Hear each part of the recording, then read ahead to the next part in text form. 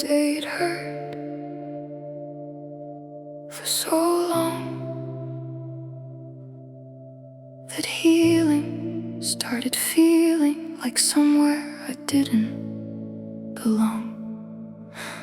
I knew which memories to touch when I needed to cry, which songs could reopen everything, which photographs could turn a good night into another 3 a.m.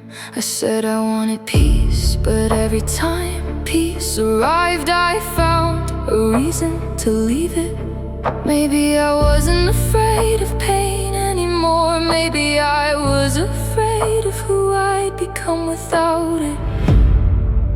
When you've lived inside a storm for years, even silence can sound dangerous. I built my home inside the pain, put curtains on the heartbreak, hung pictures on the shame, made a bedroom out of memories I should have thrown away.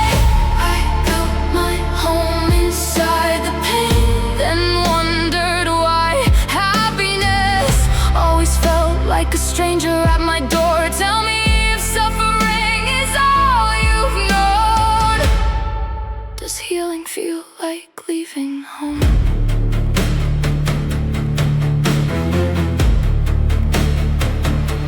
I kept your old sweater, not because it smelled like you anymore. It didn't. I kept it because throwing it away felt like admitting the story was finished, so it stayed on the chair month after month, a monument to someone who wasn't coming back. Funny how we call things memories when sometimes they're really just anchors. I thought holding on meant it mattered, maybe letting go means I mattered too.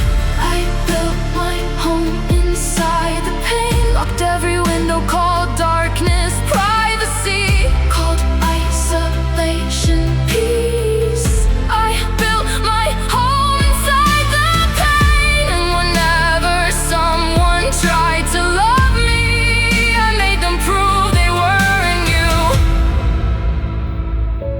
Then someone was kind to me, nothing dramatic. They remembered something I'd said.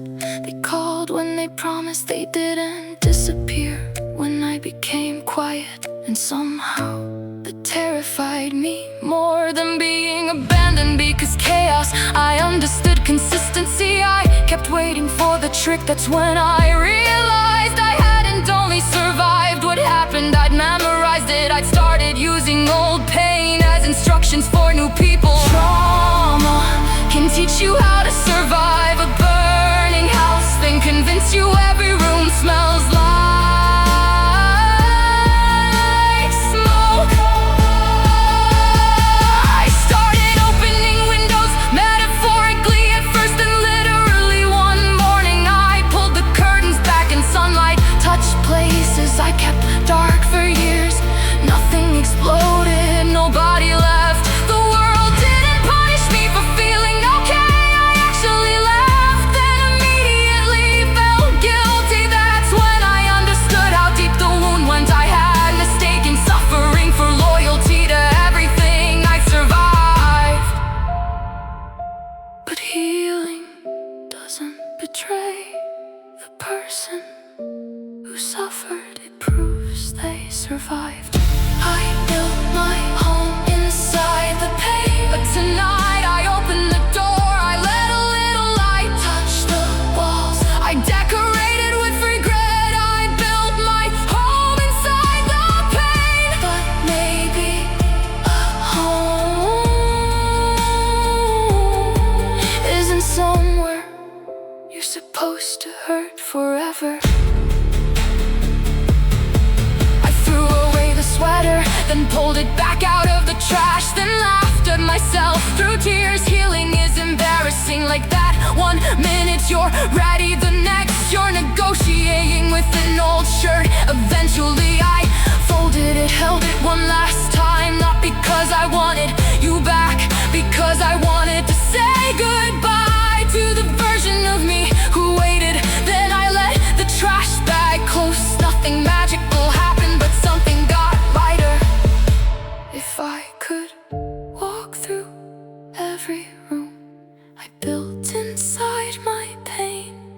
I'd find the younger me sitting in the darkest one. I'd sit beside them and say, you don't have to keep hurting to prove it hurt. You don't have to carry the fire to prove the house burned. You survived it, that's enough. You are allowed to laugh without guilt, to trust without punishment, to wake up and have nothing terrible happen. Peace isn't forgetting, peace is finally stopping the war after the danger has already left. Maybe I wasn't broken, maybe I was homesick for something that hurt me, because familiar doesn't mean safe, and pain doesn't become love just because you recognize its voice. I built my home inside the pain, but I don't live there anymore. The pictures are coming down, the windows are open, the locks don't need 3 different keys. I built my home inside the pain. Now I'm learning something I never thought I'd say.